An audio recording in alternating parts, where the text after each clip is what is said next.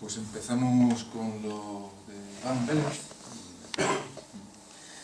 Muy bien, pues no sé si se oye, sí, ¿verdad? Pues nada, lo primero, por supuesto, agradecer a Miguel Ángel la invitación y a ustedes la asistencia y atención, ¿verdad? Y por supuesto, por hilar con lo que, pues estamos en un homenaje a Gustavo Bueno, y por hilar con lo que decía Carlos, voy a contar una mínima anécdota, y es que el ego trascendental, que a mí me parece efectivamente una obra deslumbrante, que además, pues, digamos que revisita los territorios pisados en ensayos materialistas. Yo hice algo que me atreví en muy pocas ocasiones, que es llamar a Bueno. Yo estaba leyendo el libro y la verdad que me quedé tan sumamente conmovido y tan impresionado por la fuerza de un libro hecho, además de una obra hecha a esa edad y con ese vigor y esa profundidad que tenía, que distinguía a don Gustavo, que le llamé por teléfono, ¿no? Y tengo que contar, porque él era un hombre muy discreto, por supuesto, que yo le dije, pues yo considero que esta es una de sus obras cumbre, vamos, una obra maestra. Y para el anecdotario, por si hace la semblanza algún día Tomás, él reconoció que sí, que era una obra pues redonda, por decirlo de algún modo. Y creo que además es un colofón a su trayectoria verdaderamente impactante. Es una obra que hay que leer y releer. Bueno, en fin, bueno, pues eso como anécdota. Y a mí me toca hablar, con estas velocidades supersónicas en las que nos ha metido Miguel Ángel, nada menos que de estados, naciones, imperios. Estados que además podríamos cambiarla, yo sugeriría cambiar la palabra Estado, el término Estado, por sociedades políticas, porque eso enriquecería, a mi juicio, mucho más la microcharla que vamos a tener aquí y luego el debate posterior.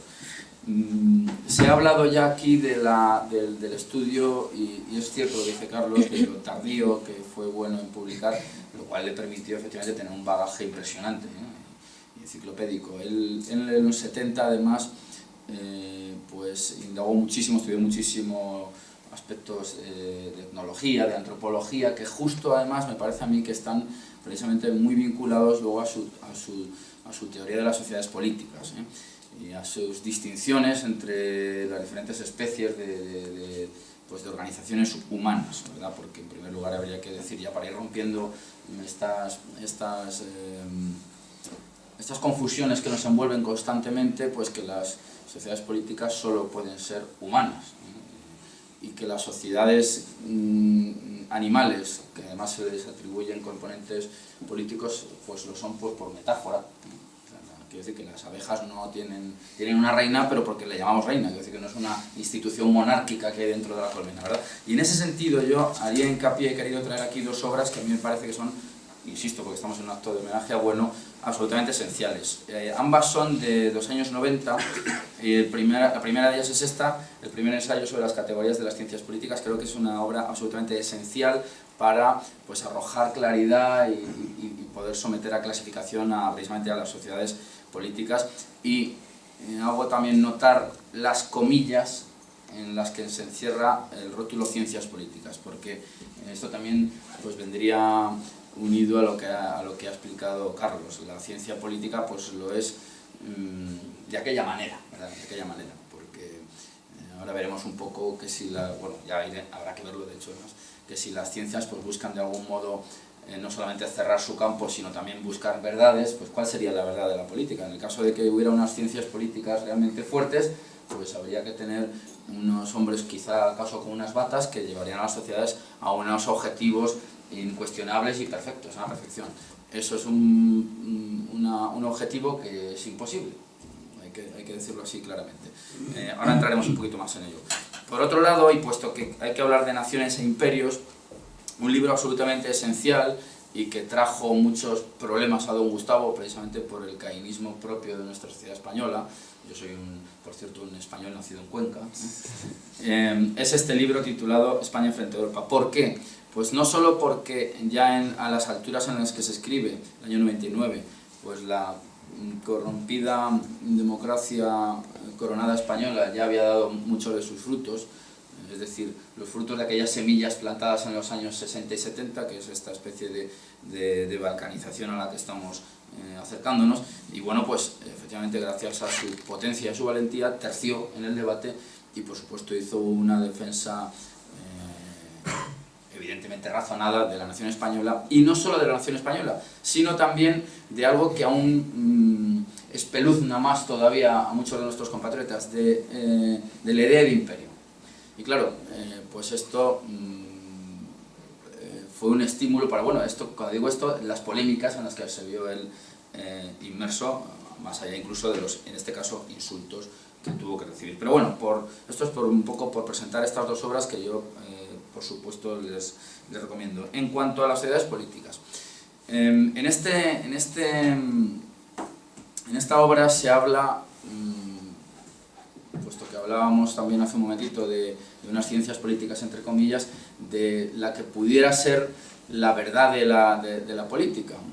Y esa verdad él la sitúa en un término que denomina eutaxia, buen orden. Un término también muy complejo, que es difícil de resumir en un minuto, pero que podríamos pues, darle algunos atributos. Y los atributos del buen orden pues, sería la permanencia de esas sociedades en un funcionamiento medianamente razonable, el desarrollo sobre todo de planes y programas y que ellos en efecto se puedan verificar. Los planes y programas además que son pues están absolutamente ligados a cualquier sociedad ya política en marcha. Por dar dos ejemplos muy claros de planes y programas, pues tendríamos el de la Unión Soviética, los famosos planes quinquenales, y en España también los ha habido sobre todo en el periodo franquista, en el cual, pues debido precisamente a la poderosa estatalización, fue posible llevar a cabo pues, planes. Ya sé que esto es una afirmación que tampoco gusta, pero que hay que ponerla sobre la mesa.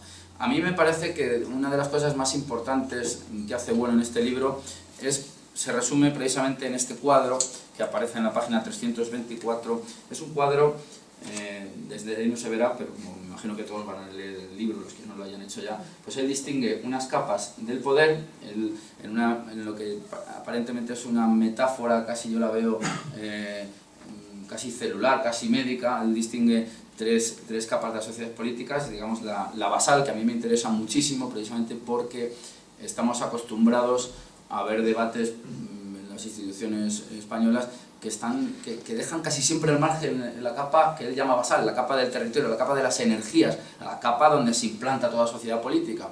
Y hago hincapié en esto porque los debates a los que a menudo asistimos tratan de cuestiones procedimentales y de cuestiones que podríamos llamar, utilizamos su terminología, pues circularistas, pues si hay acuerdos, si no hay acuerdos, si hay debates, si deja de haberlo, mayorías, minorías, pero dejan de lado a menudo, quizá precisamente por el mal endémico que aqueja a la nación española, los debates que tienen como protagonista al territorio que pisamos, al que nos ensucia los zapatos, al que tiene ríos, al que tiene minerales debajo, al que tiene petróleo en el caso de que lo hubiera. Y eso es algo que a mí me gusta subrayar casi hasta la náusea, si se me permite, ¿verdad? Bueno, pues esa sería una capa potentísima, a menudo muy olvidada.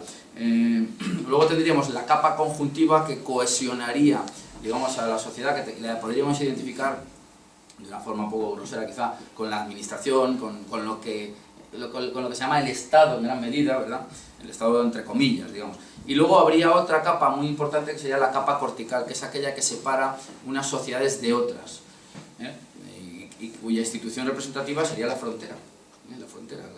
Los Pirineos, por ejemplo, en el caso de España, o los mares que más allá de las millas que nos pertenecen, empiezan a pertenecer a otros, ¿verdad? Bueno, pues esas serían las tres capas del poder a las cuales habría que estarían atravesadas, digamos, por una serie de ramas, unas ramas que él llamó, operativa, estructurativa y determinativa. Bueno, pues en ese cruzamiento, los famosos tres poderes, ejecutivo, legislativo y judicial, voy muy deprisa, esto hay que afinarlo mucho más, me van a perdonar, ¿verdad?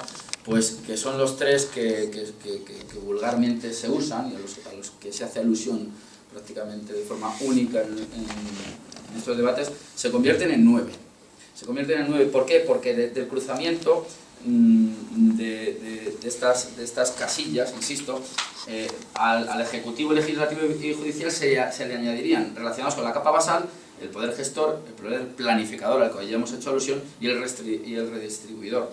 Poderes que son los capaces de llevar adelante, por ejemplo, las obras públicas, de llevar adelante o no el plan hidrológico nacional, por ejemplo en España, tema que nos llevaría a una profundísima polémica, y por ejemplo las cuestiones relacionadas con la tributación y la redistribución de recursos, con la famosa seguridad social, con todo ese tipo de cuestiones que se obvian en el debate que se hace sobre las moquetas, pero que es el que nos afecta diariamente, el que nos permite venir en autovía o dejar de venir, a León, por ejemplo, ¿no?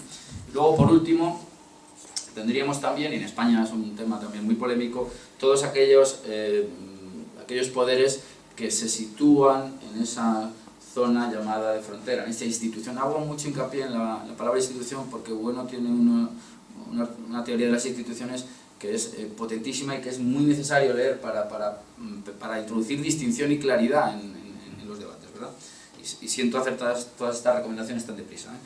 En cuanto al poder, en cuanto a la capa cortical, allí se situarían el poder militar, el que permite defendernos de las agresiones de toda otra sociedad, con lo cual ya estamos viendo que el mundo pues no existe como una totalidad homogénea que nos permitiera ser ciudadanos del mismo, otro de los mitos que hay que derribar.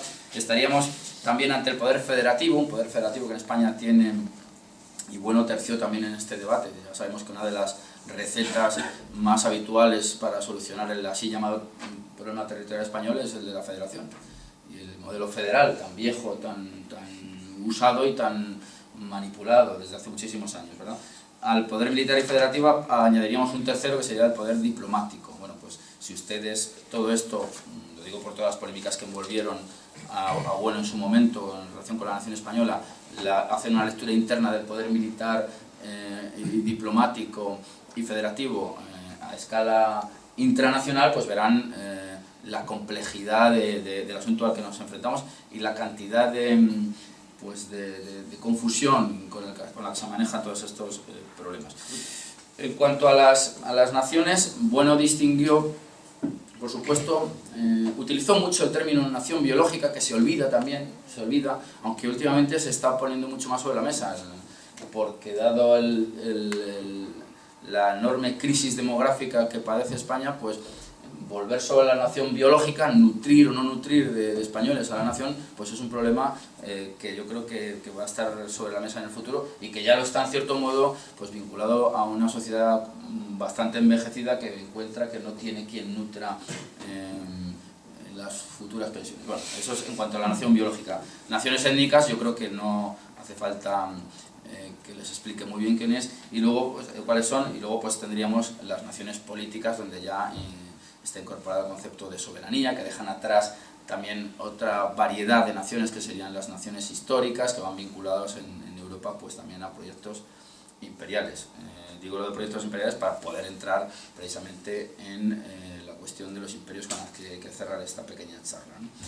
En cuanto a la distinción de los diversos tipos de imperio, y hace poco hemos tenido además una pequeña polémica un poco ácida con un profesor muy eminente, Bueno distingue al menos dos. Y cuando digo que distingue dos, no lo digo, no afirmo que sean dos esferas absolutamente separadas, ¿eh? Voy a explicarlo muy brevemente.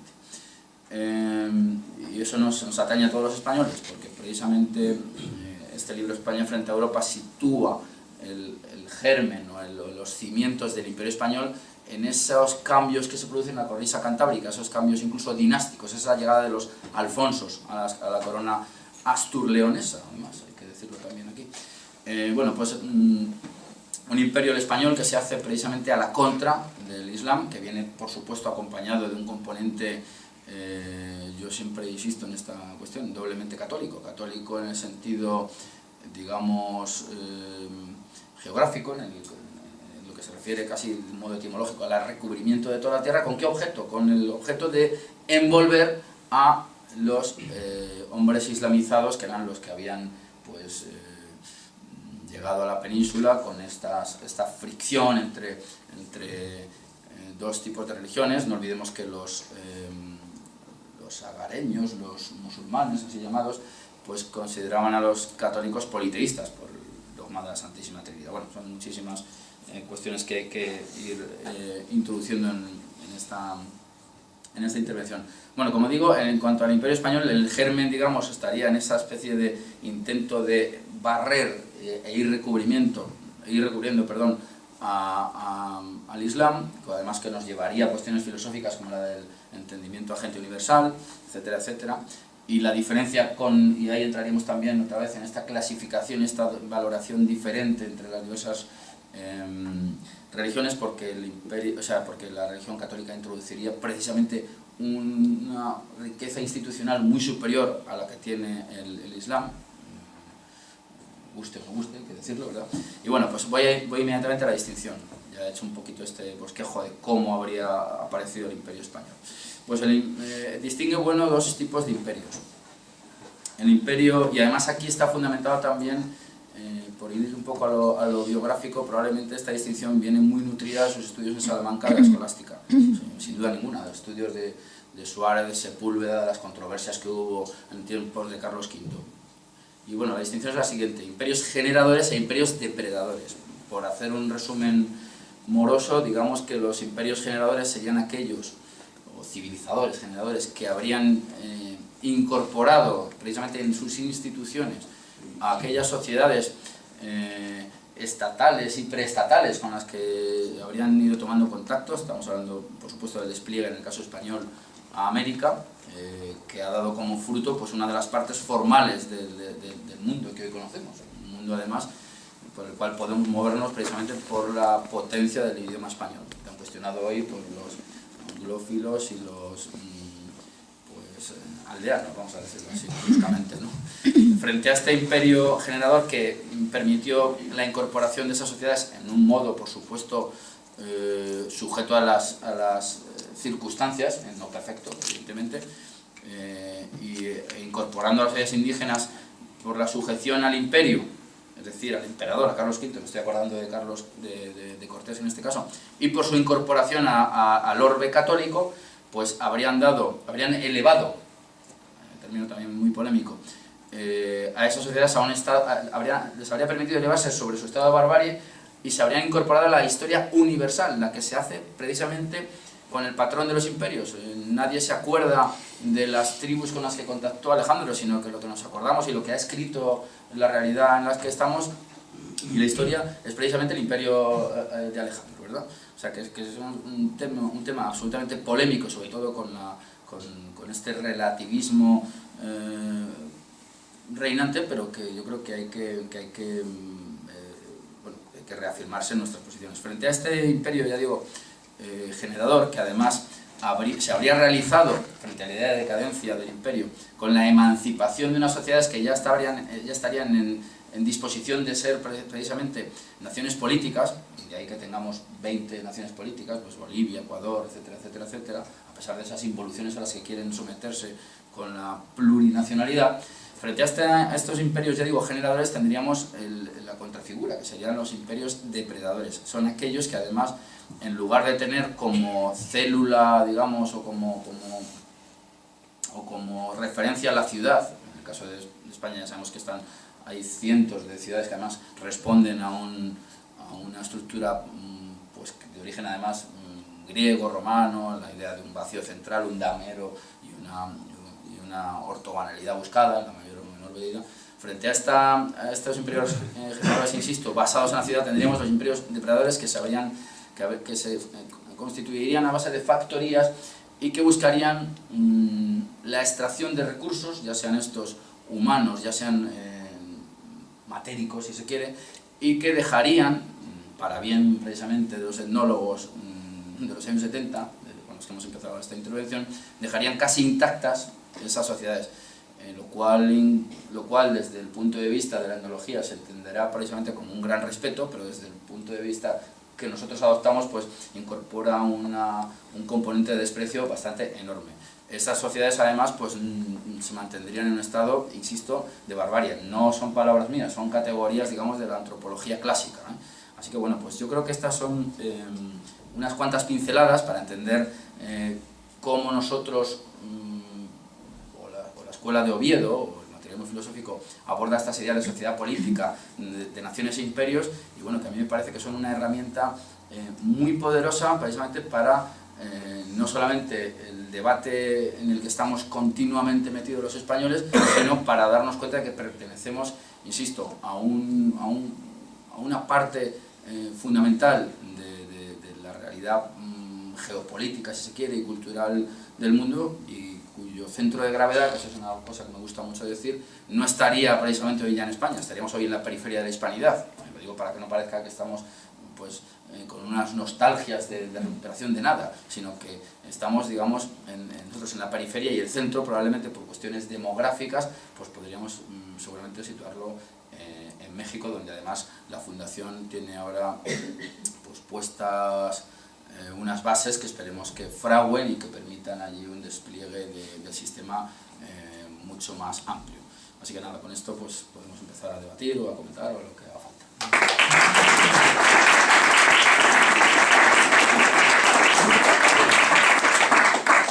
Bueno, pues tenemos ahí unos cuantos minutos, ¿eh? Vamos a hacer un poco la